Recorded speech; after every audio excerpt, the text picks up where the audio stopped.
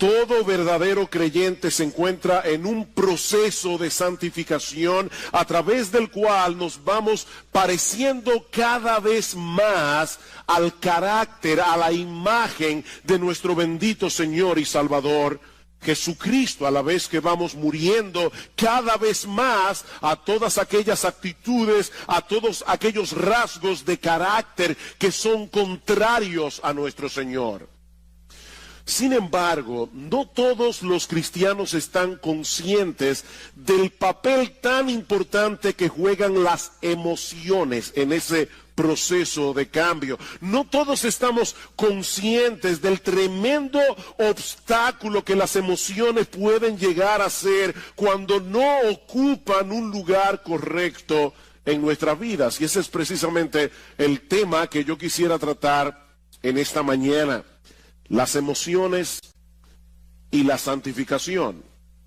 Mis hermanos, nuestras emociones juegan un papel de suprema importancia en cada decisión que nosotros tomamos, en la forma como evaluamos y reaccionamos cada información que recibimos, en nuestra relación con los demás, incluyendo nuestra relación con el Señor, en el proceso de aprendizaje, en el crecimiento espiritual, en la forma como nos comportamos. Nosotros somos seres emocionales.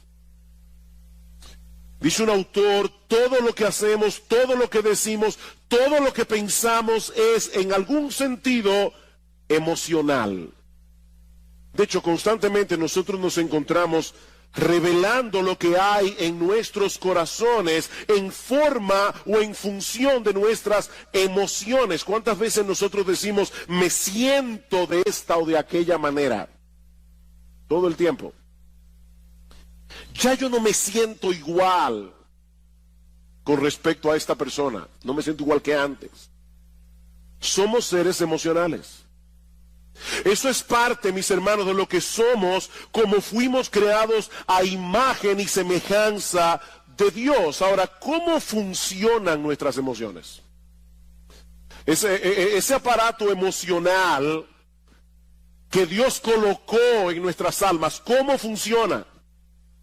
¿Podemos nosotros ejercer algún tipo de control sobre nuestras emociones? ¿O somos más bien controlados por ellas? ¿Cómo debe ser la interacción entre nuestras emociones y nuestra razón? ¿Se han visto ustedes seguramente muchas veces en esta situación de saber con la cabeza que tienen que hacer algo, pero en el corazón no tener el menor deseo de hacerlo? ¿Cuál de las dos facultades debe ir sentada en el asiento del conductor? ¿La razón o las emociones? Bueno, esas son algunas de las preguntas que yo quisiera responder en esta mañana, y no tengo ningún texto específico que vamos a estar exponiendo. Vamos a ver una perspectiva bíblica general del manejo de las emociones, comenzando con una perspectiva del funcionamiento de nuestras emociones. ¿Cómo funcionan nuestras emociones? Bueno, para responder esa pregunta tenemos que entender que nosotros somos seres emocionales porque fuimos creados a imagen de un Dios emocional, como decíamos hace un momento. Dios tiene emociones, Dios siente emociones, solo que a diferencia de Dios, nosotros somos seres compuestos. Dios es solo espíritu, nosotros somos cuerpo y alma. Nosotros tenemos una parte material que es el cuerpo, tenemos una parte espiritual que es el alma, y esa parte material interacciona con la parte espiritual en una forma increíblemente misteriosa. Nosotros no podemos entender de ninguna manera cómo es que interactúan en nosotros el cuerpo y el alma. Por ejemplo, estás triste. ¿Dónde está esa tristeza? ¿Dónde radica? Radica en el alma. Pero esa tristeza que radica en el alma te lleva a llorar con lágrimas físicas que tú puedes palpar. Eso activa tu glándula, yo no sé cómo se llama eso, pero las glándulas lacrimales. Y es algo puramente espiritual. Un temor extremo te puede paralizar, te puede dejar sin voz. Un fuerte sentido de culpabilidad puede enfermarnos. Probablemente eso fue lo que le pasó a David cuando dice en el Salmo 32 que mientras él cayó su pecado con Betsabé, se envejecieron sus huesos. Y dice David, se volvió mi verdor en sequedades de verano. David se consumió físicamente por causa de su pecado. Ahora, noten algo muy importante aquí. En todos estos ejemplos que yo acabo de dar, de reacciones emocionales, existe una condición previa que nosotros evaluamos y a la cual reaccionamos, y eso produce emociones.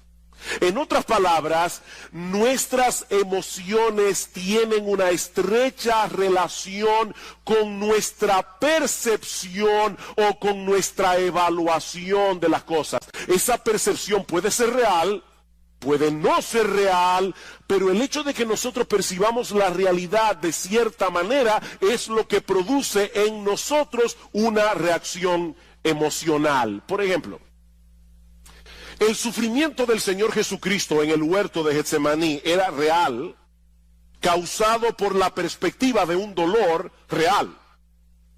El Señor sabía que unas horas más tarde Él iba a estar colgado de una cruz e iba a recibir sobre sí todo el peso de la ira de Dios por causa de nuestros pecados. ¿Qué produjo eso en el Señor? Mi alma está muy triste hasta la muerte, dijo Cristo. La perspectiva de ese dolor, que era real, produjo en el Señor una reacción emocional. Ahora, puede darse el caso de una persona que experimenta una agonía real en su corazón ante la perspectiva de un problema irreal. La Biblia dice, no os afanéis por el día de mañana. ¿Cuántas personas están esperando un problema que nunca llega, pero lo sufren como si fuera real? Aquí tenemos una agonía real producida por una cosa irreal. De manera que las emociones, mis amados hermanos, no se producen en nosotros porque sí. Nuestras emociones no son meras reacciones químicas, como dicen algunos, sobre las cuales no tenemos ningún control. Nuestras emociones se producen como resultado de nuestra percepción o evaluación de las cosas. Por eso alguien ha dicho muy atinadamente que nuestras emociones revelan nuestras creencias y revelan nuestros valores. Nuestras emociones revelan nuestras creencias, revelan nuestros valores. Yo no tengo temor de perder aquello que a mis ojos tiene poco o ningún valor. Eso no me causa tristeza. Así que aquello que te causa una profunda tristeza es lo que revela dónde están tus valores. ¿Qué es lo que tú colocas por encima de lo demás? Yo no me airo por lo que no me importa. Las emociones siempre tienen un objeto en la mira que a nuestros ojos posee algún valor. Brian Borgman dice, por ejemplo, pensar en la ira no produce ira. Vamos a suponer que usted está en la universidad, están dando una clase sobre la ira. Eso no produce ira. Pero pensar en el aborto sí lo produce. ¿Se dan cuenta? Pensar en la ira no produce ira. Pensar en la injusticia del aborto sí produce ira, o debería producir ira. Ahora, por supuesto, eso no significa que antes de experimentar una emoción nos detenemos a evaluar conscientemente lo que está sucediendo a nuestro alrededor para luego reaccionar. Eso es algo que ocurre de manera instantánea. Por ejemplo, si en medio de la noche, a las 3 de la mañana, tú estás profundamente dormido, escuchas un ruido atronador en la sala de tu casa, lo más natural es que sientas temor inmediatamente, aunque tú no tengas ni idea de lo que produjo ese ruido. Ese temor se produce por la percepción de que puedes estar en peligro. No es necesario que el peligro sea real. Tal vez fue que se cayó una lámpara, el gato la tumbó. Puede ser que no haya un ladrón en la casa. El peligro no es real. Pero basta con que tengamos la percepción de que podemos sufrir algún tipo de daño y eso va a disparar en nosotros la emoción del temor. Y lo mismo ocurre a la inversa. Un individuo puede estar tan seguro de que van a darle un aumento de sueldo que él ya lo está disfrutando sin tenerlo en la mano, aunque al otro día lo boten de la empresa. Y eso lamentablemente pasa muchas veces. O puede suceder que un individuo esté tan seguro de que la muchacha que le gusta le va a decir que sí, que él ya está experimentando la emoción de la boda. Pero resulta que ella le dice que no. Es así como funcionan nuestras emociones. El objeto de nuestra esperanza puede ser una mera ilusión, pero causa una emoción real.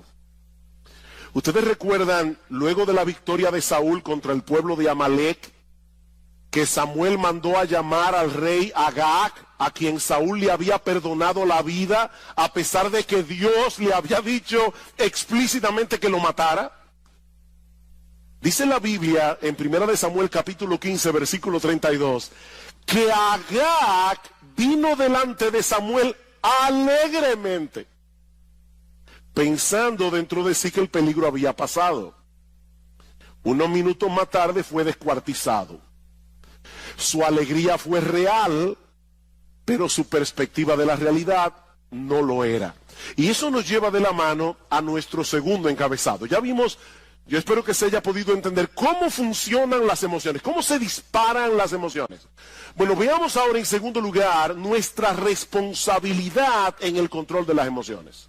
Nuestra responsabilidad en el control de las emociones. Mis hermanos, si nosotros partimos de la presuposición de que nuestras emociones son impulsos primitivos o meras reacciones químicas sobre las cuales no tenemos ningún control, entonces nosotros no somos responsables por las emociones que experimentamos.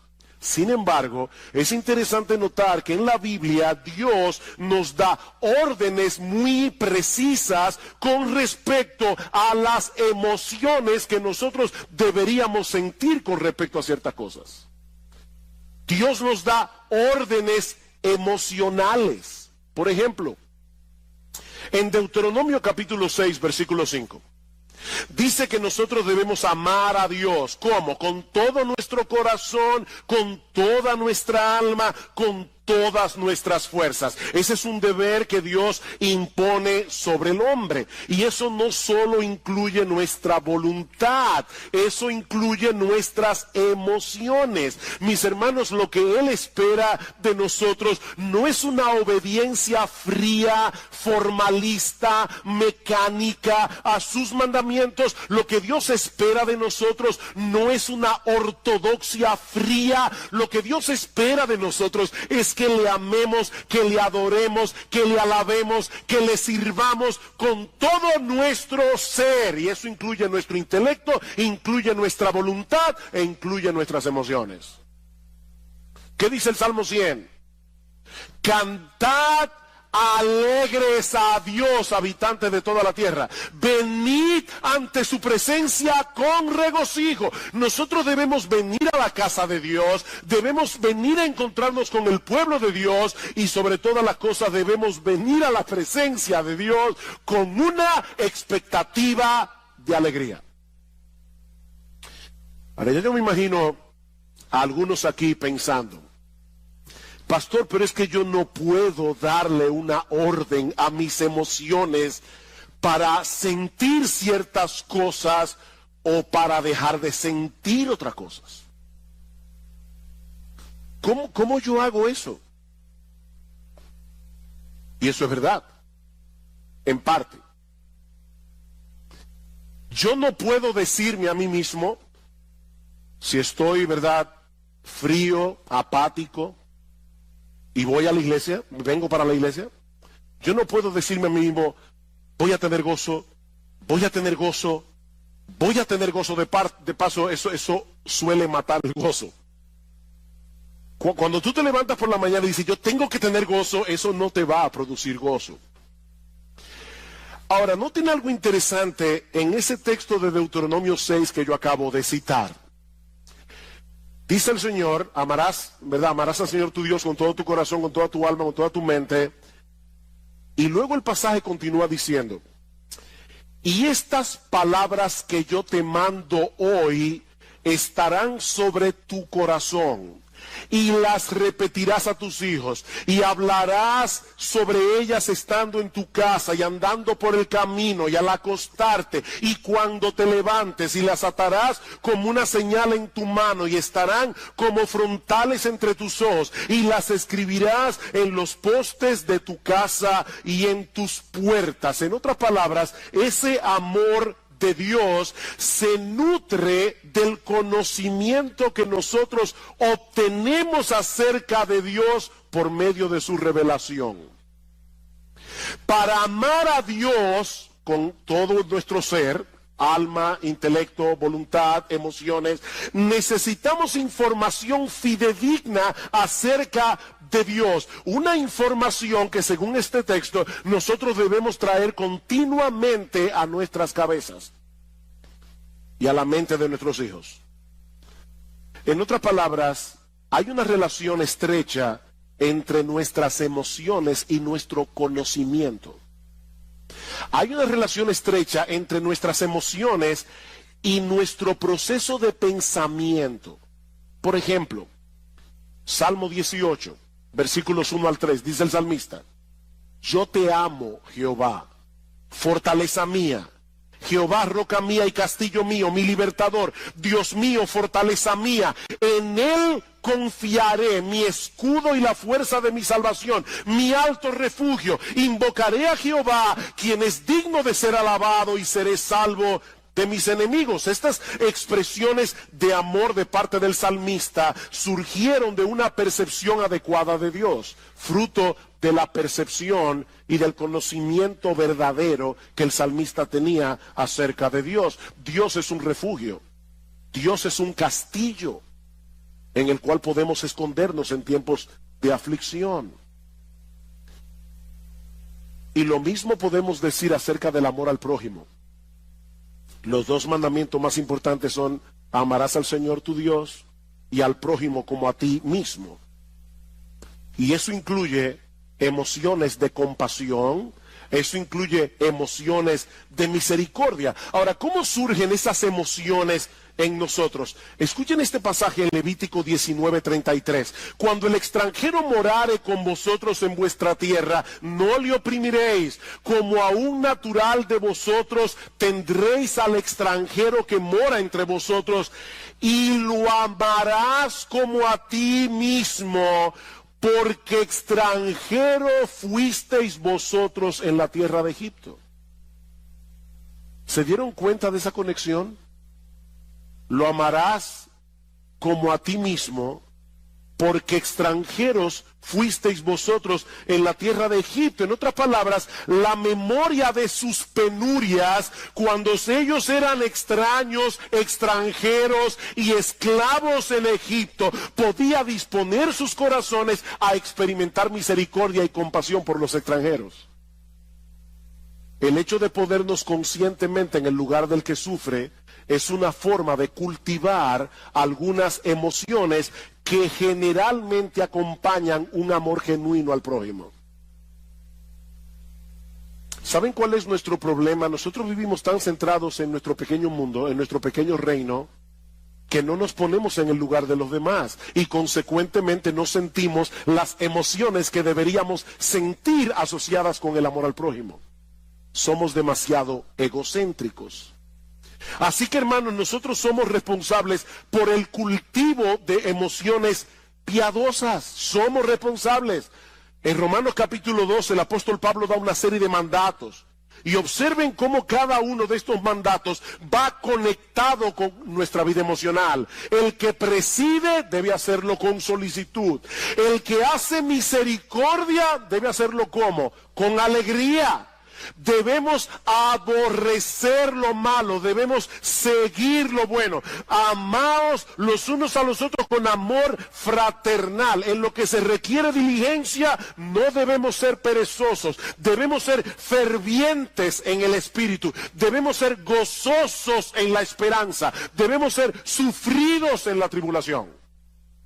Emoción tras emoción tras emoción, conectado con nuestros deberes. La vida cristiana que es digna de Dios y de su agrado, mis amados hermanos, incluye un sano despertar de nuestras emociones. Y eso me lleva ahora a mi tercer y último encabezado. Ya vimos cómo funcionan las emociones, ya vimos la responsabilidad que tenemos de controlar nuestras emociones. Veamos ahora el papel que juega la verdad en el control de nuestras emociones. El papel que juega la verdad en el control de nuestras emociones. Ya hemos visto que las emociones tienen una estrecha relación con nuestro entendimiento, con nuestra evaluación de lo que percibimos. Por lo tanto, mis hermanos, los pensamientos con los que llenamos nuestras mentes, aquellos pensamientos que son el objeto de nuestra meditación, jugarán un papel de suprema importancia en las emociones que sentimos, para bien o para mal.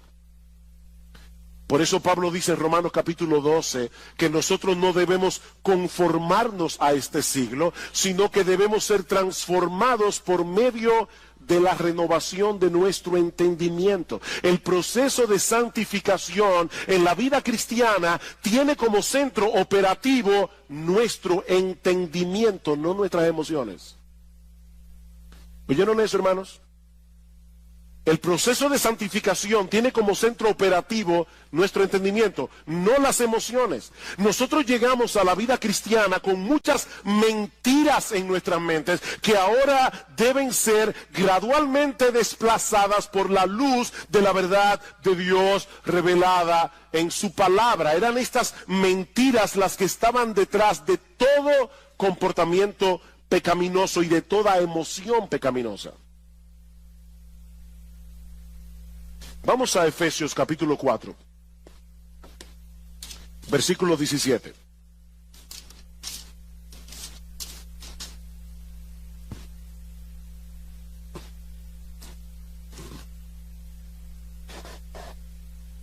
Dice Pablo, versículo 17, esto pues digo y requiero en el Señor, que ya no andéis como los otros gentiles que andan en la vanidad de su mente, teniendo el entendimiento entenebrecido, ajenos de la vida de Dios, por la ignorancia que en ellos hay, por la dureza de su corazón. ¿Por qué los incrédulos viven como viven? Pablo dice, porque tienen una mente vana en lo que respecta a las cosas espirituales. Pueden ser personas sumamente inteligentes en todo lo demás, pero en lo que respecta a la vida de Dios son ignorantes. Ignoran la eternidad, ignoran la gloria de Dios, ignoran la majestad de Dios, ignoran la belleza de Dios. Y por esa razón van detrás de cosas vanas. Tim Chester dice, nosotros pecamos porque creemos la mentira de que estamos mejor sin Dios, de que sus reglas son opresivas, de que seremos libres sin Él, de que el pecado ofrece más que Dios. Es una forma equivocada de pensar que produce emociones equivocadas y un patrón de vida equivocado. Más adelante dice Chester, no mucha gente se ve a sí misma como alguien que cree mentiras. Pero cada vez que nosotros dejamos de confiar en la palabra de Dios, estamos creyendo en otra cosa, ¿no es así? Y esa otra cosa siempre es una mentira. La palabra de Dios es verdad. Todo lo que tú crees que es contrario a la palabra de Dios es una mentira. Y esa mentira va a producir en ti pecado. Y mis hermanos, esto es algo crucial. Recuerden que nuestras emociones dependen de nuestra percepción de la realidad. ¿Por qué nos deprimimos y nos amargamos ante las circunstancias adversas de la vida? ¿Por qué? Oh, pastor, pero eso es obvio. Si yo tengo un problema económico, me voy a deprimir porque tengo un problema económico. Si tengo un problema de salud, me voy a deprimir porque tengo un problema de salud. No. No. La razón por la que nos deprimimos y nos amargamos ante las circunstancias adversas de la vida es porque en el fondo de nuestros corazones nosotros no creemos que Dios esté en control. Es porque en el fondo de nuestros corazones nosotros no creemos que Dios nos ama. Nosotros no creemos que Dios está obrando a nuestro favor. ¿Se dan cuenta? Y no importa lo que tú digas con tu boca acerca de lo que tú dices creer. No, tu vida emocional revela qué es lo que tú realmente crees. Alguien decía que hay una brecha, un abismo entre lo que nosotros creemos en teoría y lo que creemos en la práctica. Hay una brecha allí. Déjenme ponerles un ejemplo. Y quiero ser lo más práctico que yo pueda, por eso estoy poniendo muchos ejemplos en esta mañana, porque este no es un tema fácil de entender. No es algo tan fácil de agarrar conceptualmente.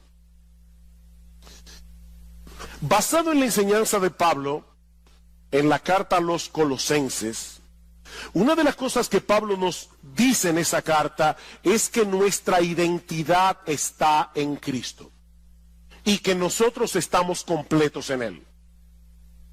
Colosenses capítulo 2, versículo 9 al 10. Eso quiere decir, mis amados hermanos, en términos bien prácticos, que nosotros no tenemos que tratar de probarle nada a nadie. Nosotros no tenemos que tratar de impresionar a nadie con nuestro desempeño, porque nuestra valía no depende de nosotros, depende únicamente de Cristo. Únicamente. De hecho, como decíamos cuando predicamos la serie de Colosenses, nosotros ni siquiera tenemos que tratar de impresionar a Dios, porque ya Jesús lo impresionó por nosotros. Ahora bien, un creyente puede estar aquí hoy en la mañana escuchando esto que yo acabo de decir como una declaración, nuestra valía, nuestra identidad, todo está en Cristo, nosotros estamos completos en Cristo. Un creyente puede estar aquí hoy, ahora mismo, en esta mañana, y estar asintiendo a esta enseñanza bíblica con todas sus fuerzas. Si nuestra identidad está en Cristo, o como dice Pablo en el capítulo 3 de Colosenses, nuestra vida está escondida en Él. Pero resulta que mañana, cuando este individuo que está aquí sentado hoy llega a su trabajo, le dan la información de que él ha sido despedido. Era un trabajo muy bien remunerado, en una empresa muy reconocida. Ahora, esta persona tiene buenos ahorros, ha recibido una abundante remuneración por sus prestaciones laborales. Sin embargo, ahora se siente profundamente abatido, profundamente deprimido, porque en su mente él ha perdido su razón de ser en la vida. Antes él era alguien, porque él trabajaba en esta empresa tan reconocida. Pero ahora él se siente como un don nadie, más digno de compasión que de respeto. ¿Saben por qué? Porque en la mente de ese individuo, no importa la teología que él decía con la boca, en la mente de este individuo, su identidad no depende de Cristo, depende de sus logros personales. Y eso le puede pasar a un padre. O sea, su identidad depende de que la gente lo reconozca como un buen padre. Una madre, su identidad depende de que la gente la reconozca como una buena madre. Y por supuesto, cuando sus hijos hacen una de las suyas, sobre todo públicamente, alante de todo el mundo, su universo se desmoronó, porque toda su identidad descansaba en esa identidad que esa persona había forjado. Ahora fíjense, este individuo que perdió el empleo, él sigue siendo cristiano, ¿verdad que sí? Él es creyente, solo que ahora es un creyente desempleado, de manera que su identidad primaria no ha cambiado, sigue siendo exactamente la misma. Él es un pecador salvado por gracia, justificado por la fe en la persona del Señor Jesucristo. El problema es que él todavía continúa sintiendo la necesidad de probar algo. No sé si se dan cuenta de lo que estoy tratando de explicar aquí. Él está tratando de probar algo, de justificarse ante los demás, o de justificarse ante sí mismo, cuando lo cierto es, mis amados hermanos, que nosotros no tenemos nada que probar. Cristo es nuestra identidad y eso no cambia con las circunstancias. ¿Ven ustedes, mis hermanos, cómo la mentira obra en nosotros? Así que si queremos ver cambios en nuestras vidas y llegar a ser emocionalmente estables, necesitamos que la verdad de Dios revelada en su palabra continúe desplazando las mentiras de nuestros corazones. Dice Tim Chester, la santificación consiste en hacer cada vez más pequeña la brecha que hay entre nuestra fe confesional y nuestra fe funcional. Nuestra fe confesional, lo que tú dices creer, tu teología, con lo que tú realmente crees en la práctica. Y más adelante, él añade, tratar de cambiar únicamente nuestra conducta no funciona, porque las mentiras que crearon esa conducta continúan allí todavía. Vamos al Salmo 119. Salmo 119. Ustedes conocen que este salmo tiene como tema central la palabra de Dios. Esto es un poema de amor a la palabra de Dios. ¿Qué dice el salmista en el Salmo 119? Versículo 25. Abatida hasta el polvo está mi alma. Vivifícame según tu palabra. ¿Qué puede sacarte de ese abatimiento? La verdad de la palabra de Dios. Versículo 28. Se deshace mi alma en ansiedad. ¿Qué debo hacer? ¿Tomar un ansiolítico? No, susténtame según tu palabra. Versículo 49. Acuérdate de la palabra dada a tu siervo, en la cual me has hecho esperar. Ella es mi consuelo en mi aflicción, porque tu dicho, lo que tú dices, Señor, que es la verdad verdadera, es lo que me ha vivificado. Versículo 92. Si tu ley no hubiese sido mi delicia, ya en mi aflicción hubiera perecido. Nunca jamás me olvidaré de tus mandamientos, porque con ellos me has vivificado, con la palabra de Dios. Versículo 111, por heredad he tomado tus testimonios para siempre, porque son el gozo de mi corazón. Mis hermanos, ¿qué es lo que el salmista está diciendo aquí? Que es la verdad de Dios revelada en su palabra la que nos hace libres. Es la verdad de Dios revelada en su palabra la que nos consuela. Es la verdad de Dios revelada en su palabra la que levanta nuestra alma abatida. Es la verdad de Dios revelada en su palabra.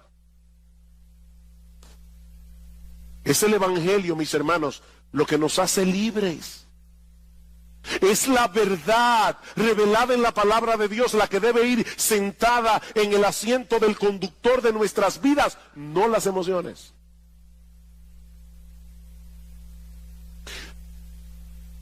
Imagínate que tú pecas contra Dios en cualquier cosa y tú sabes que pecaste. El Espíritu Santo te redarguye de pecado. Tú le pides perdón a Dios.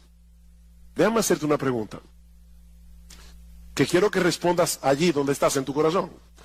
¿Cuántas veces tú has pecado contra Dios, le has pedido perdón por tus pecados y sigues sintiéndote culpable?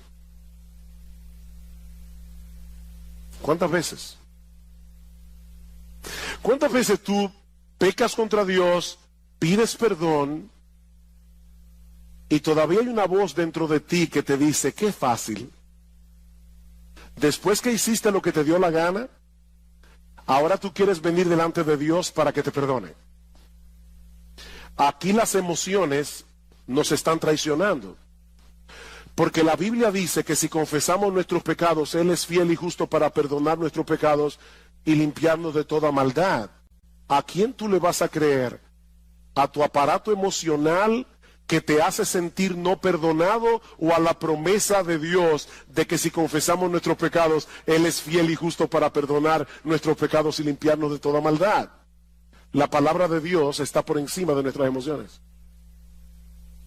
Es que Dios ha dicho claramente que Él nos perdona cuando nosotros confesamos nuestros pecados. No debemos sentar las emociones en el asiento del conductor. Mis hermanos, si no nos mantenemos predicándonos a nosotros mismos estas verdades, no vamos a poder mantener un saludable control de nuestra vida emocional. Salmo 103, versículo 2. Estaba leyendo este salmo ayer. Bendice, alma mía, a Jehová, y bendiga todo mi ser su santo nombre. Bendice, alma mía, a Jehová, y no olvides ninguno de sus beneficios. Él es quien perdona todas tus iniquidades. Él es el que sana todas tus dolencias. Él es el que perdona todas tus iniquidades. Pero lamentablemente muchos creyentes olvidan este aspecto fundamental de la vida cristiana. Como dice Sinclair Ferguson, nuestro problema es que pensamos con nuestros sentimientos, no con la cabeza. Nosotros pensamos con el corazón, pensamos con los sentimientos. Tiene que poner otro ejemplo. ¿Qué debe hacer un creyente que no siente gozo en Dios? ¿Alguna vez has venido a la iglesia y estás cantando y tú tienes el corazón como un témpano de hielo? ¿Eso nunca te ha pasado? Te felicito. A mí me ha pasado. ¿Y saben qué es hablando en buen dominicano, lo que da más cuerda cuando uno está así? Tener un hermano al lado que está encendido en fuego. Uno está aquí tratando de alabar a Dios, pero uno sabe que está con el corazón como un témpano de hielo, y el hermano que está aquí al lado él está en el cielo. ¿Qué debe hacer un creyente en esa situación? Él debe, una de las cosas que él no debe hacer, es fingir una emoción que él no tiene. No hagas eso es mentira. Pero una de las cosas que tú debes hacer es recordarte a ti mismo que Dios sigue siendo nuestro gozo y aceptarlo por fe. Aunque en ese momento no estés sintiendo nada, Dios sigue siendo nuestro gozo. Yo debo aceptarlo por fe.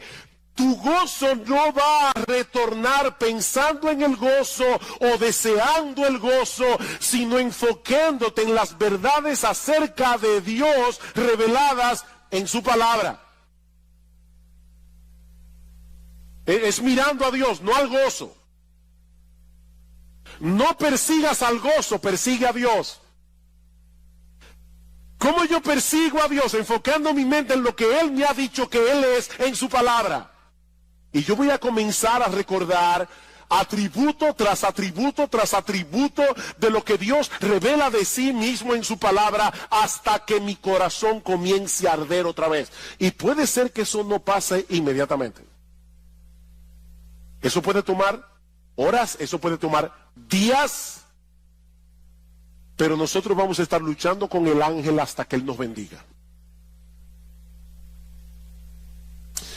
¿Te sientes temeroso porque tú no tienes el control de muchas cosas que pueden ser una amenaza eventual en tu vida?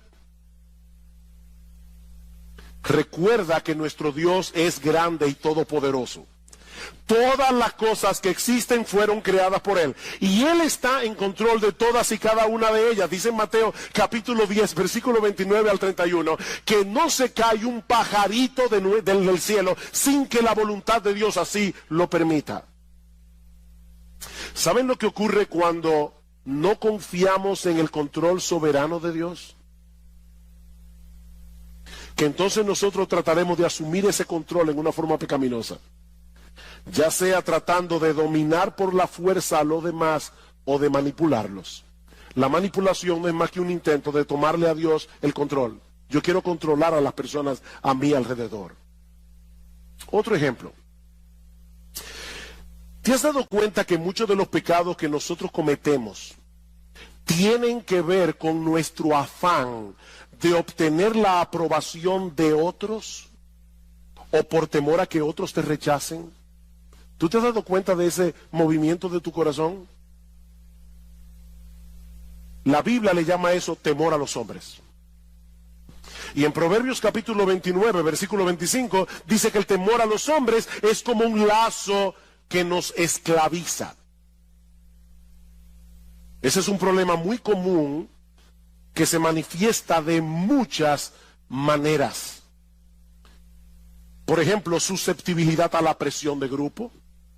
Necesitar que las personas me den algo, cariño, respeto, admiración, preocupación por nuestra autoestima, llenarte de compromisos porque no sabes decir que no. Eso es temor a los hombres. Pequeñas mentiras para lucir bien delante de los otros.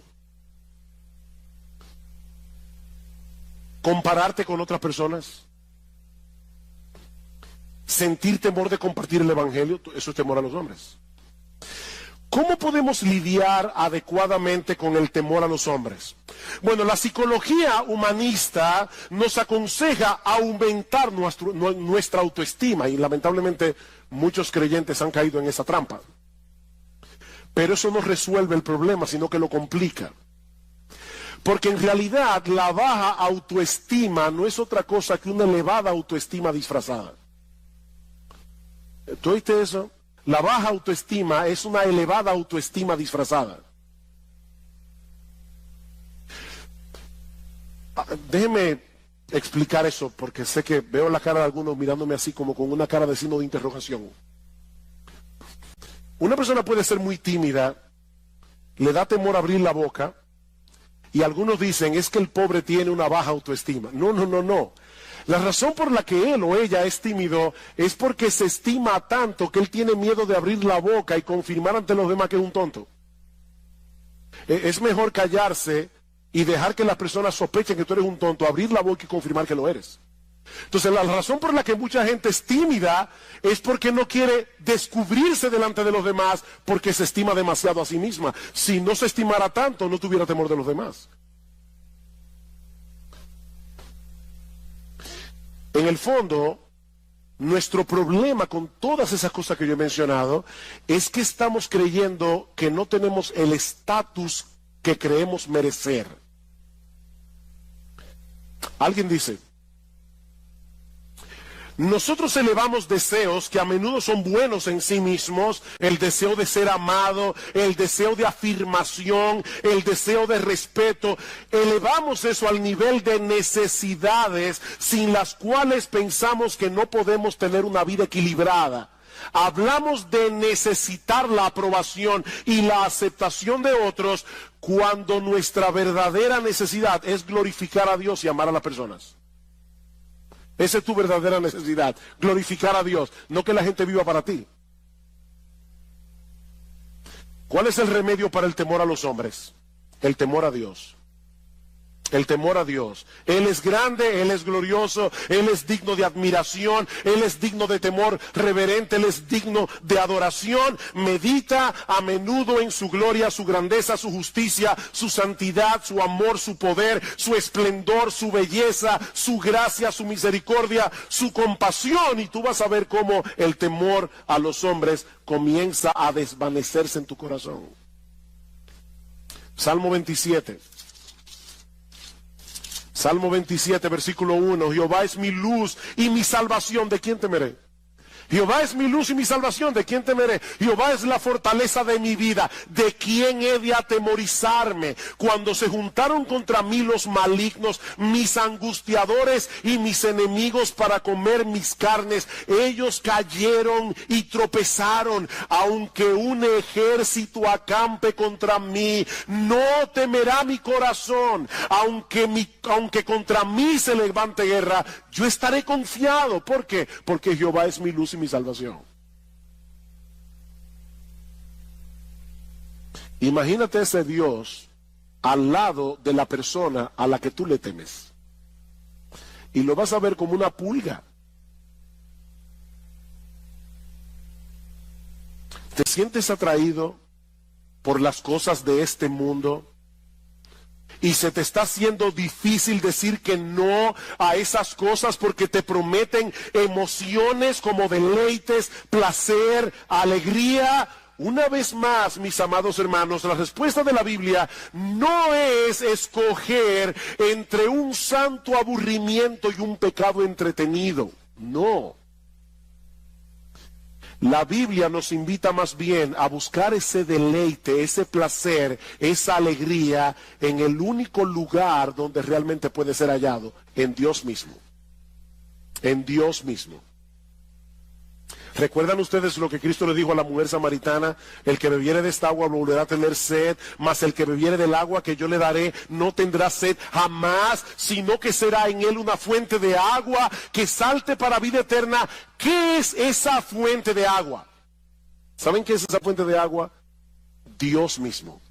Es el Espíritu Santo morando en nuestro interior. ¿Y cómo lo sabemos? Porque más adelante, en Juan capítulo 7, versículo 37 al 38, escuchen lo que dice el Señor Jesucristo.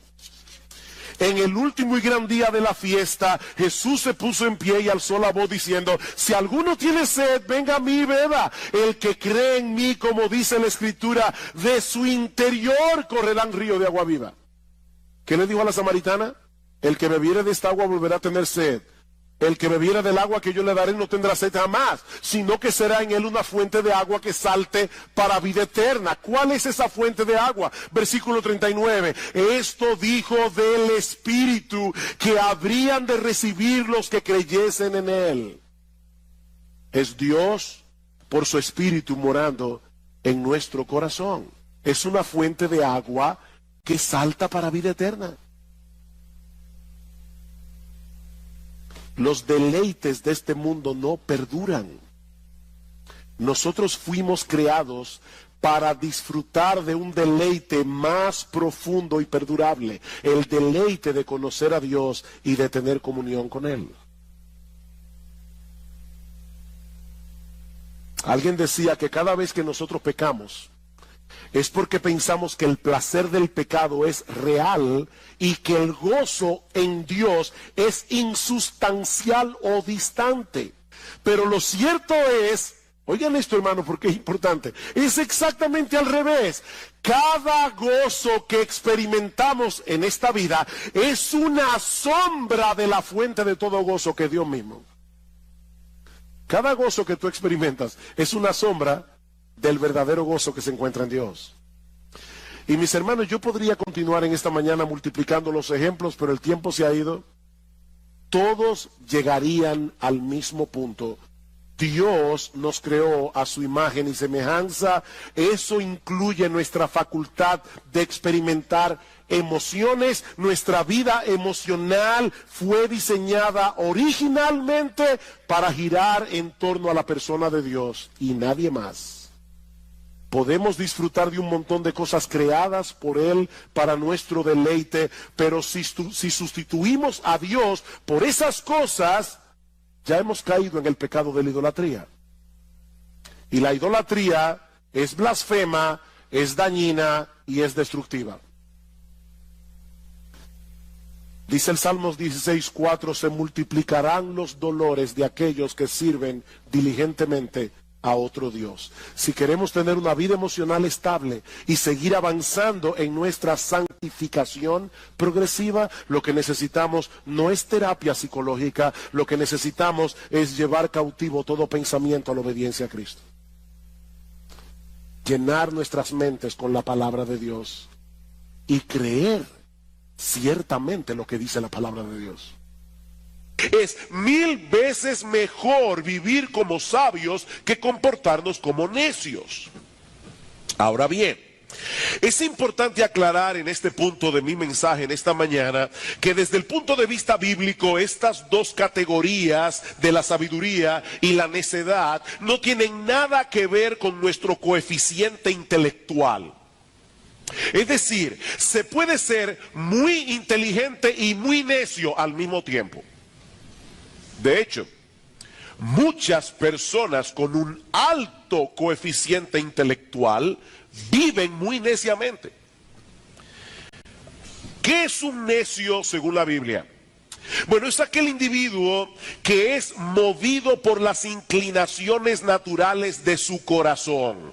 Sus deseos y apetitos son tan determinantes que no les permiten a este hombre o a esta mujer actuar con prudencia y discernimiento.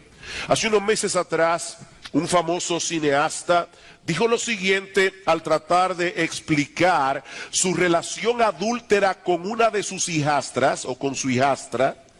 Él dijo, el corazón quiere lo que quiere. No hay lógica para estas cosas. Tú conoces a alguien y te enamoras de ella, eso es todo. Es a eso que la Biblia llama necedad. El corazón quiere lo que quiere. El necio es gobernado por sus deseos y apetitos. El necio es impulsivo, arrogante, egocéntrico y a la corta o a la larga termina haciendo daño.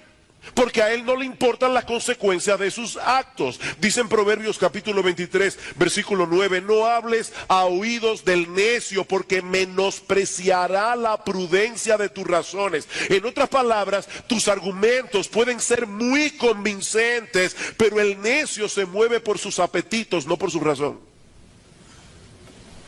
Así que la sabiduría es infinitamente superior a la necedad. Sin embargo, Salomón introduce esta sección del libro con un ejemplo que nos ayuda a tener una perspectiva realista de la sabiduría, mostrándonos que en este mundo donde impera la necedad, la sabiduría tiene que vencer muchos obstáculos. Eclesiastés capítulo 9, versículo 13. También vi esta sabiduría debajo del sol, la cual me parece grande, una pequeña ciudad y pocos hombres en ella, y viene contra ella un gran rey, y la asedia, y levanta contra ella grandes baluartes, y se halla en ella un hombre pobre, sabio, el cual libra a la ciudad con su sabiduría, y nadie se acordaba de aquel hombre pobre. La historia que nosotros tenemos aquí es muy sencilla. Había una ciudad muy pequeña con muy pocos hombres para defenderla. De repente es asediada por un gran rey que levanta contra ella grandes baluartes. En lenguaje moderno, este rey tenía un enorme poderío militar. De manera que esta ciudad no tiene posibilidad alguna de salvarse humanamente hablando.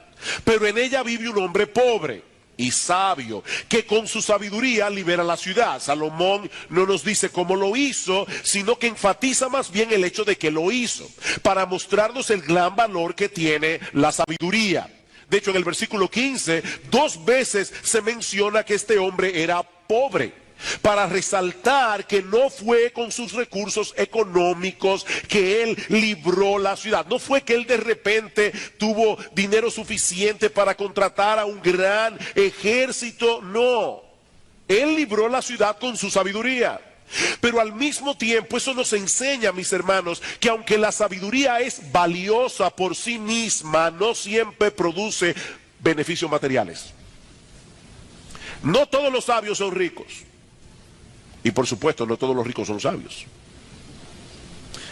Ahora, ¿saben cómo respondió la ciudad al beneficio que recibió por la hazaña de este hombre? ¿Acaso celebró una fiesta en su honor o le construyó un monumento? No, la ciudad se olvidó de él, dice Salomón. Después que este hombre libró la ciudad, los ciudadanos siguieron adelante con su vida, de tal manera que poco tiempo después, dice en el versículo 15, ya nadie se acordaba de aquel hombre pobre. Decía Plutarco que hacerle favores a un ingrato era como perfumar a un muerto. Hacerle favores a un ingrato es como perfumar a un muerto. Mis hermanos, este es un mundo en el que las ofensas se recuerdan por muchos años y los beneficios recibidos se olvidan muy pronto. Este es un mundo de ingratos. Sin embargo, aun cuando la sabiduría no es apreciada ni recompensada apropiadamente en este mundo caído, Salomón quiere hacernos ver que sigue siendo una virtud de valor incalculable. Versículo 16, entonces dije yo, mejor es la sabiduría que la fuerza, aunque la ciencia del pobre sea menospreciada y no sean escuchadas sus palabras. Las palabras del sabio escuchadas en quietud son mejores que el clamor del Señor entre los necios. Es mejor ser un sabio que habla bajito a ser un ignorante y chillón.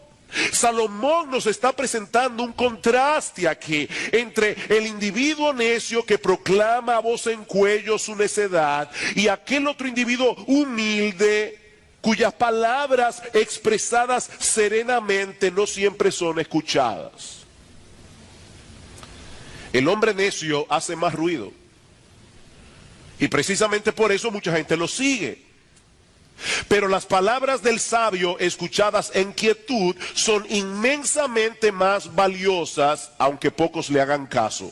Versículo 18, mejor es la sabiduría que las armas de guerra, pero un pecador destruye mucho bien. Las moscas muertas hacen heder y dar mal olor al perfume del perfumista. Así una pequeña locura al que es estimado como sabio y honorable. Este es uno de los versículos más conocidos del libro de Eclesiastés y uno de los versículos más citados, sobre todo cuando una persona prominente, reconocida como sabia, hace algo escandaloso.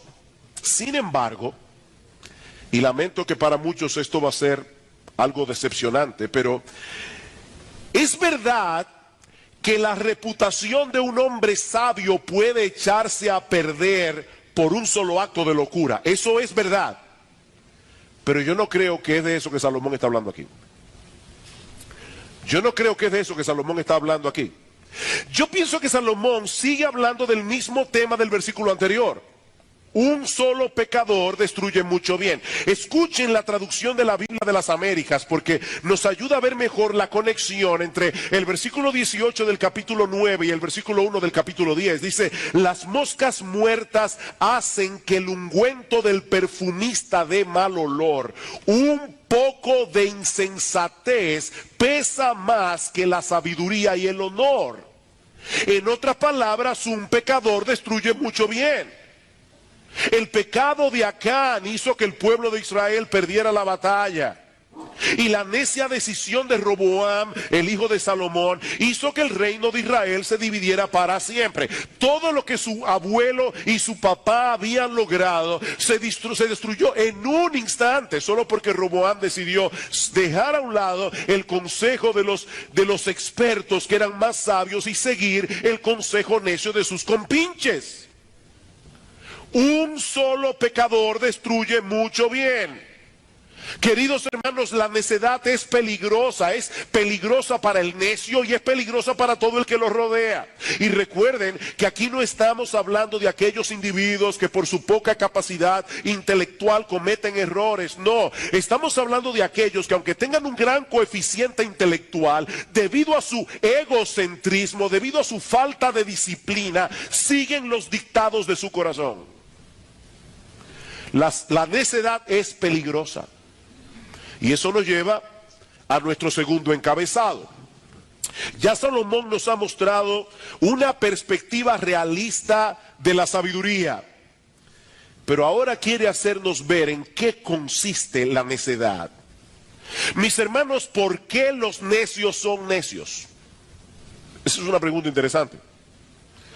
Ya que la necedad es tan peligrosa, ¿por qué los necios son necios?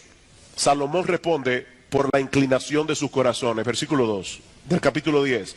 El corazón del sabio está a su mano derecha, mas el corazón del necio a su mano izquierda. Pastor, ¿hay algún problema en ser zurdo? Por supuesto que no.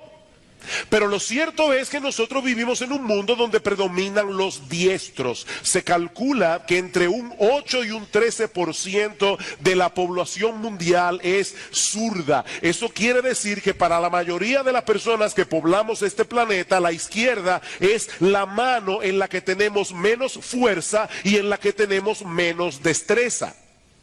Para la mayoría. Es por esa razón que en el mundo antiguo la mano derecha simbolizaba el honor y el poder, mientras que la mano izquierda representaba la ineptitud, el rechazo y la perversidad. Noten, hermanos, que cuando nosotros queremos señalar que una persona hace algo bien, nosotros decimos que es diestra en lo que hace.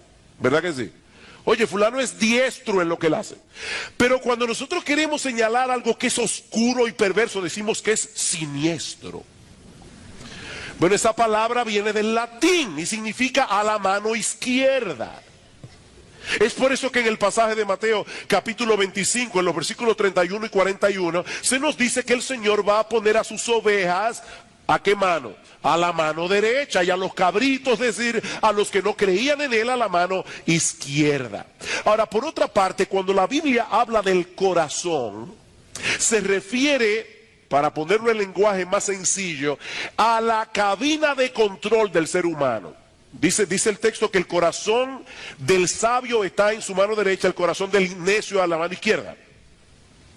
En el corazón es la cabina de control del ser humano. Por eso es que dice en Proverbios capítulo 4, el famoso texto, versículo 23, sobre toda cosa guardada, guarda tu corazón, porque de él mana la vida. Allí se encuentra, como dice Charles Bridges, el centro de nuestros afectos, el asiento del conocimiento, la fuente de donde emanan nuestros propósitos y emociones. Así que, hermanos, lo que Salomón nos está diciendo aquí es que el corazón del sabio lo inclina hacia aquello que es correcto, mas el corazón del necio lo mueve en la dirección opuesta, y es por eso que todo el mundo a su alrededor se da cuenta que el tipo es un necio, versículo 3, y aún mientras va el necio por el camino le falta cordura, y va diciendo a todos que es necio. Todo el tiempo está tomando decisiones equivocadas, diciendo lo que no debe decir, hablando cuando se debe callar, y cuando alguien intenta corregirlo, el necio no escucha consejos. Dice en Proverbios capítulo 12, versículo 15, que el camino del necio es derecho en su propia opinión. Él sabe más que todo el mundo. Su camino es derecho en su propia opinión, y precisamente por eso se meten muchos problemas, y eso nos lleva a nuestro tercer encabezado, los resultados de la necedad. A partir del versículo 4, Salomón nos comparte un conjunto de proverbios que a primera vista no parecen tener conexión entre sí. Pero cuando los miramos más detenidamente nos damos cuenta que todos ellos giran en torno a la necedad y a los resultados de la necedad en el gobierno, en el trabajo y en el hablar. Es de eso que Salomón está hablando aquí. Versículo 5. Hay un mal que he visto debajo del sol, a manera de error emanado del príncipe. Pastor, saltó el versículo 4. No se preocupe, vamos a llegar allí. Pero yo he querido agrupar estos versículos en su forma más fácil de exponer, vamos a decirlo de esa manera. Dice en el versículo 5, hay un mal que he visto debajo del sol, a manera de error emanado del príncipe. La necedad está colocada en grandes alturas, los ricos están sentados en lugar bajo. Alguno dirá, ¿y qué problema tiene eso? Qué bueno que es así, la guerra del proletariado. No, espérese. Vi a siervos a caballo y príncipes que andaban como siervos sobre la tierra. En los días de Salomón, los pobres tenían muy poca oportunidad de prepararse adecuadamente para el gobierno de una nación. De manera que lo que se está promoviendo aquí no es que los ricos gobiernen por ser ricos, sino que los puestos de la administración pública estén en las manos de los más aptos. Noten en el versículo 6 que el problema que Salomón está presentando aquí es cuando la necedad está colocada en grandes alturas. Mis hermanos, cuando eso sucede, el resultado será desastroso para la nación. Así que los mejores gobernantes son aquellos que colocan en los puestos de poder a las personas más aptas y no piden excusa por eso. Voy a repetir eso otra vez. Los mejores gobernantes son aquellos que colocan en los puestos de poder a las personas más aptas y no piden excusa por eso. Lamentablemente, mis hermanos, eso no es lo que suele suceder, porque muchas veces los gobernantes suben al poder con muchos compromisos previos y tienen que honrar sus compromisos. Como bien señala un comentarista, los disparates y los errores de los gobiernos humanos pueden ser vistos a menudo en esta tragedia. ¿Cuál es la tragedia? Que los gobernantes ponen a sus necios favoritos por encima de otros que son más calificados. Eso es terrible, hermanos, cuando los gobernantes ponen en los puestos clave del gobierno a sus necios favoritos. Dice en Proverbios capítulo 26, versículo 8, que el que le da honra al necio es como el que ata la piedra a una honda. ¿Y eso qué significa? Bueno, si tú vas a usar una honda como la que usó David cuando luchó contra Goliat, tú tienes que dejar la piedra suelta, porque de lo contrario la honda no funciona. Si tú amarras la piedra a la honda no sirve. Y eso es precisamente lo que ocurre cuando se le da honra a un necio. Cuando se coloca a un necio en un puesto de honor, él no va a usar el puesto para bien, sino para mal. Es un necio.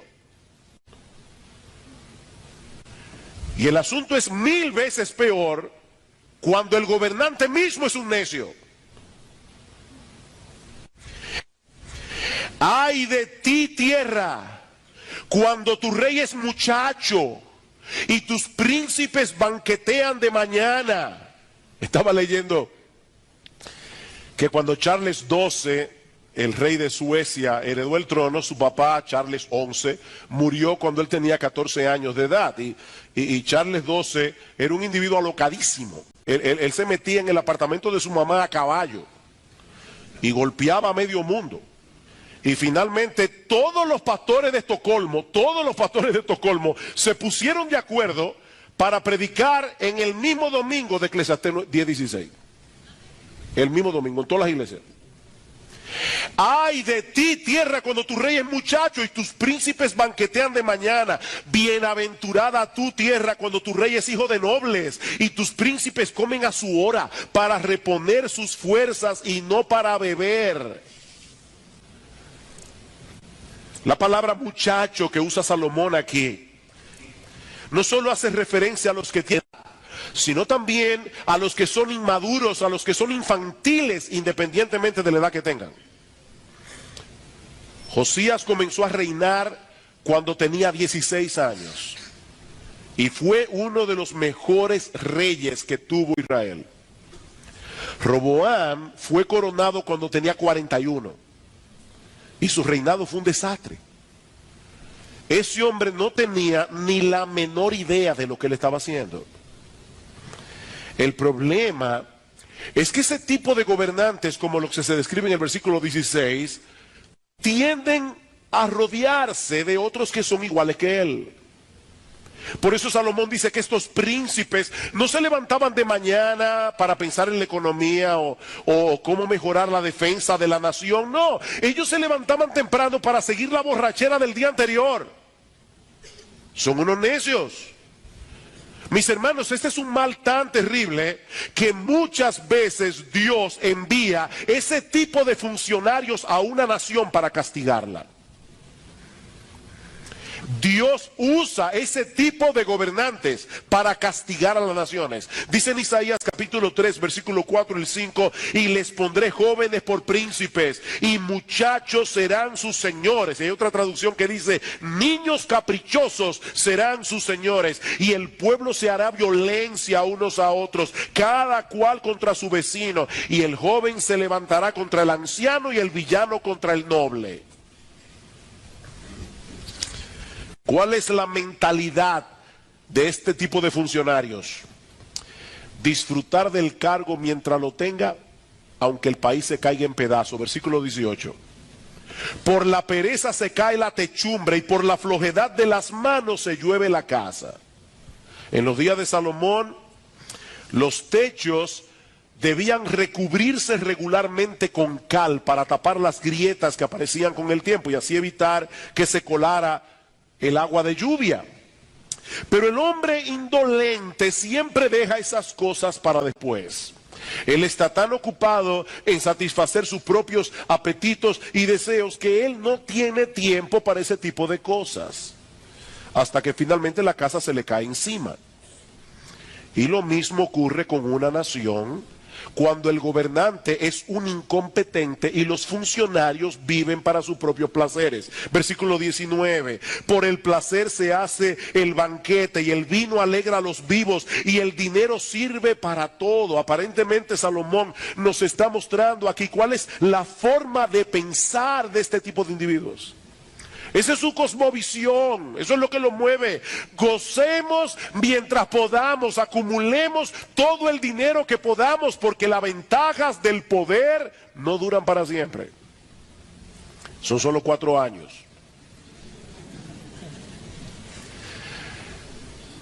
Cuando yo estaba estudiando este pasaje, pensé, ay, qué bueno es saber que la historia humana termina en el tribunal de Dios.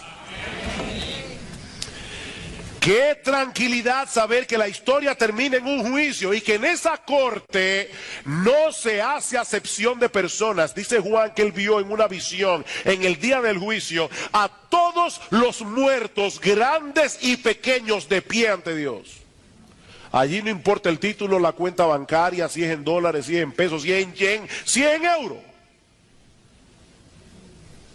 Todos los muertos, grandes y pequeños, de pie ante Dios.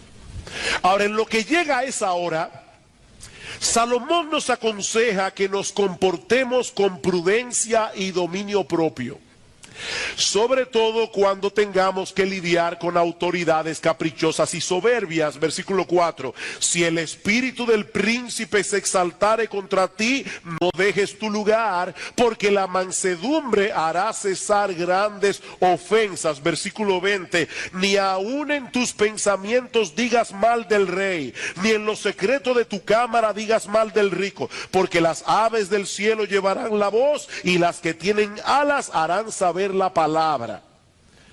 Es decir, si tú no quieres que algo se sepa, no lo digas. No lo digas, que tú no sabes quién tiene un amigo que es amigo del amigo del amigo del funcionario. Eso es lo que Salomón está diciendo aquí.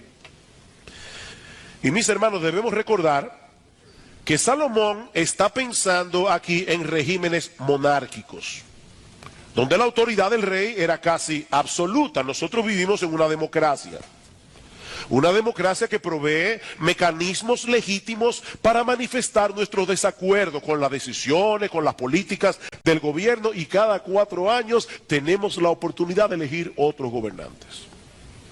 Aunque a veces eso no ayuda mucho, pero decía Winston Churchill que la democracia es el peor sistema de gobierno diseñado por el hombre, con la excepción de todos los demás sistemas que se han probado de vez en cuando. En otras palabras, no existe ningún sistema de gobierno perfecto, por el simple hecho de que el hombre no es perfecto. Ahora, yo prefiero vivir en una democracia que vivir en una dictadura. Gracias al Señor, hermano, que vivimos en una democracia y no en una dictadura. Porque probablemente yo no hubiera podido estar aquí libremente predicando de ese texto en la era de Trujillo. Eso también es una realidad.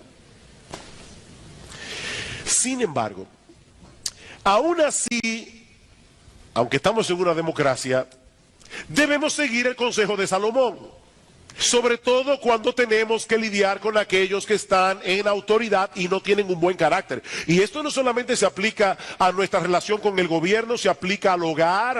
Hay hermanas que están casadas con hombres que no tienen un buen carácter. Se aplica en el trabajo, hay personas que tienen jefes que no tienen un buen carácter. Esto se aplica en el gobierno, en la oficina.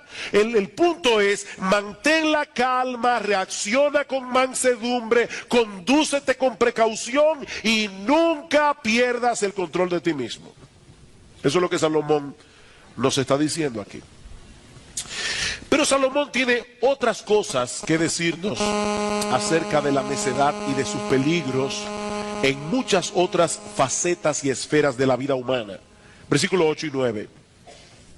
El que hiciere hoyo caerá en él, y al que aportillare vallado le morderá la serpiente. Quien corta piedras se hiere con ellas, el que parte leña en ello peligra. ¿De qué está hablando aquí? De la necedad en el lugar de trabajo.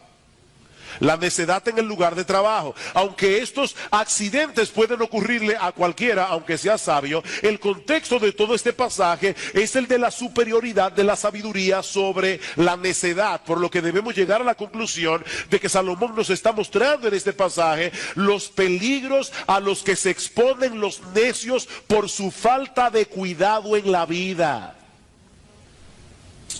Un individuo abre un hoyo en la tierra, tal vez para cazar animales, pero después no mira por dónde pisa y cae en el mismo hoyo que él abrió. Otro individuo está construyendo una verja de piedra, pero no pone atención a las pequeñas serpientes venenosas que abundan en Israel y que se escondían entre las grietas. Un descuido como ese podía ser mortal.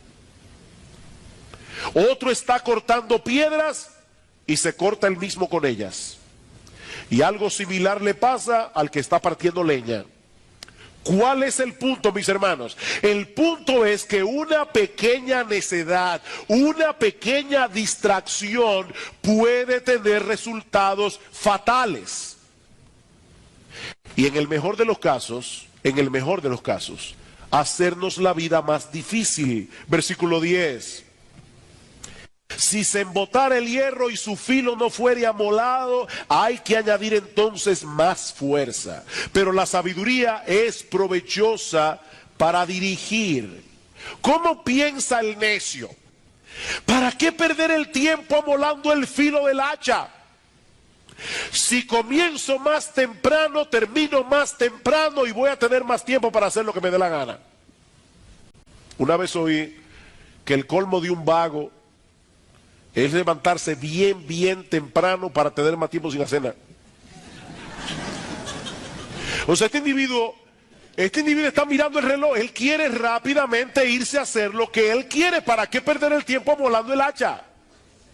De paso, muchos estudiantes les pasa algo similar. Ellos deciden perder el tiempo durante su preparación académica, nunca terminan la carrera o la terminan mal y eso se convierte en un problema para el resto de su vida.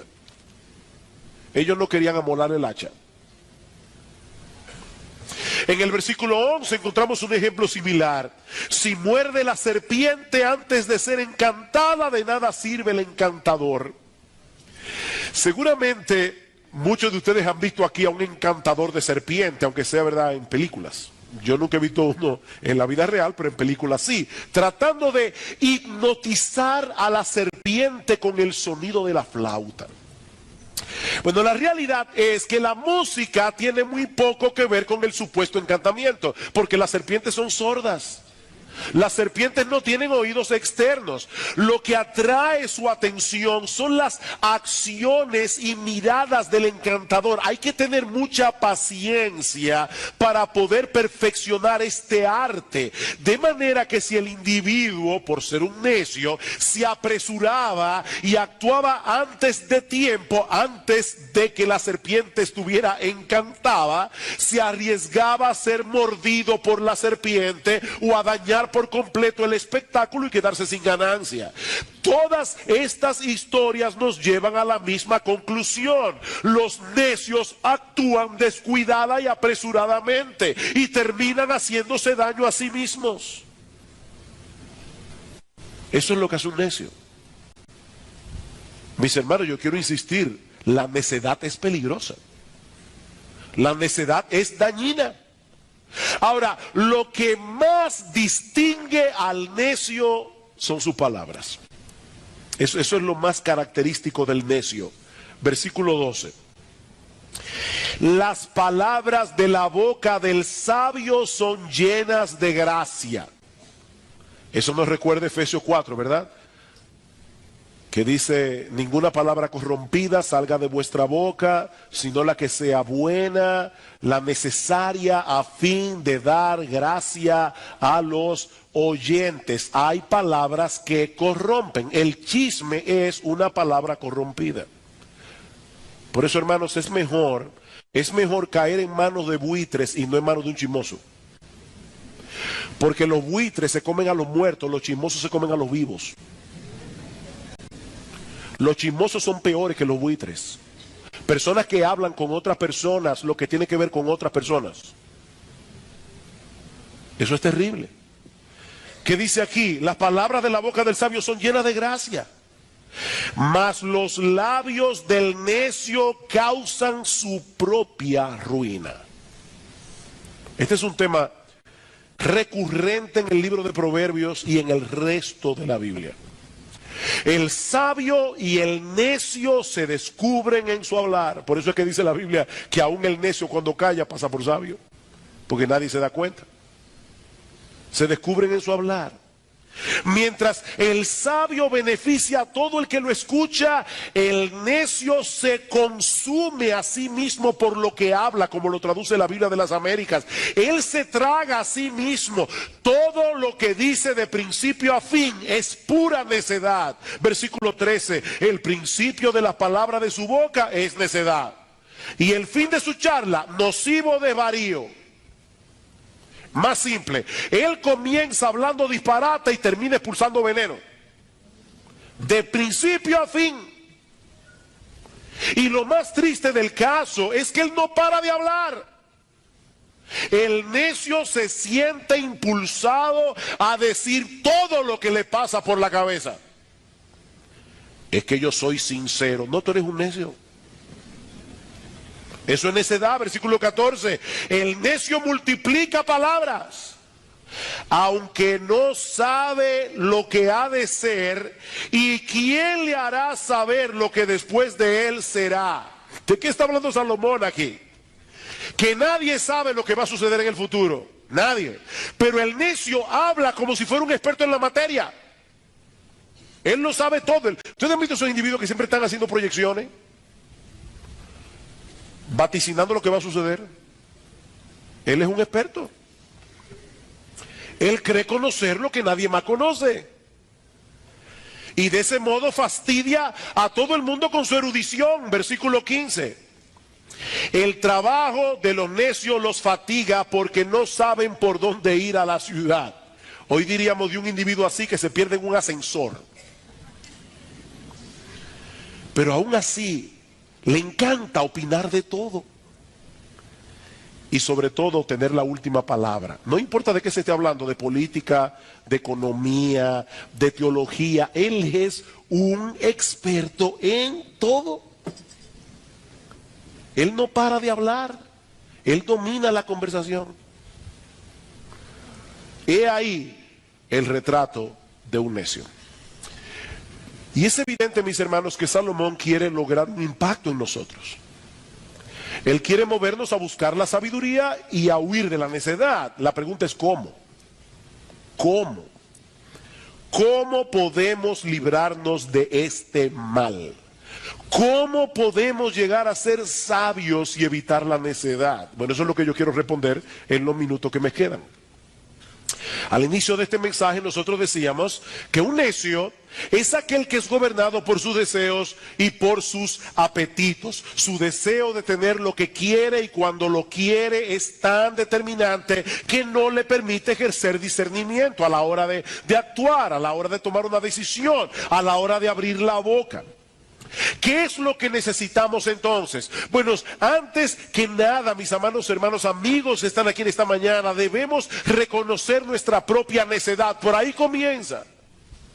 Por ahí comienza la necedad de haber vivido toda una vida de espaldas a Dios. La necedad de haber seguido toda nuestra vida las inclinaciones de nuestro propio corazón. Dice en Proverbios capítulo 1, versículo 7, que el principio de la sabiduría, el ABC de la sabiduría, la puerta de entrada a la sabiduría es el temor del Señor. Es reconocer que Él es digno de ser adorado, Él es digno de ser amado, Él es digno de ser obedecido y vivir en consecuencia. Pero ¿saben qué, mis amados hermanos, amigos que están aquí en esta mañana? Eso es imposible de hacer en nuestras propias fuerzas. Yo no puedo ser sabio simplemente porque decido ser sabio. Necesitamos desesperadamente a Cristo. ¿Tú recuerdas el relato del hombre pobre pero sabio que rescató una ciudad? Pero yo no pienso que Salomón tenía a Cristo en mente cuando escribió este relato. Pero si hay alguien en la Biblia que encaja perfectamente con esa descripción, es el Señor Jesucristo. Él descendió del cielo a la más absoluta pobreza al encarnarse en el vientre de una virgen en Israel. Dice Pablo en 2 Corintios capítulo 8 que Él, siendo rico, se hizo pobre para que nosotros en su pobreza fuésemos enriquecidos. Cristo se hizo pobre voluntariamente. ¿Para qué? Para librar de la opresión espiritual a millones de hombres y mujeres de toda tribu, pueblo, lengua y nación. Ahora, ¿saben cómo lo hizo? Usando una metodología que desde entonces ha sido considerada por el mundo como una total necedad a través de su muerte en la cruz. A través de su muerte en la cruz, Cristo venció al enemigo haciéndose débil. Increíble. Increíble. Él obedeció perfectamente la voluntad de Dios desde su nacimiento hasta la tumba. Y luego asumió nuestra culpa, recibiendo voluntariamente el castigo que nosotros merecíamos por nuestros pecados. El Dios de toda sabiduría diseñó un plan de salvación para salvar a pecadores culpables sin pasar por alto su justicia. Abrazar ese plan de todo corazón es el primer paso para comenzar a vivir sabiamente. Venir a Cristo en arrepentimiento y fe, reconociendo que sin Él no hay perdón de pecados, no hay reconciliación con Dios, no seremos aceptados en la familia de la fe. Juan 14:6, Él es el camino, la verdad y la vida, dice Cristo, nadie viene al Padre sino por mí. Pero eso es apenas el comienzo. Mis hermanos, escúchenme bien, eso es apenas el comienzo. A partir de ese momento el Señor te da su espíritu. ¿Para qué? Para que puedas entender su palabra. Pero también para que puedas vencer la obstinación de tu propio corazón. De tal manera que puedas transitar por el camino de la buena y perfecta voluntad de Dios revelada en la Biblia y alejarte de la necedad. Volviendo a la conversación entre el espantapájaros y el hombre de hojalata, lo que la Biblia nos hace ver es que tener un buen cerebro no es suficiente. Tener un buen cerebro no es suficiente sin un corazón regenerado.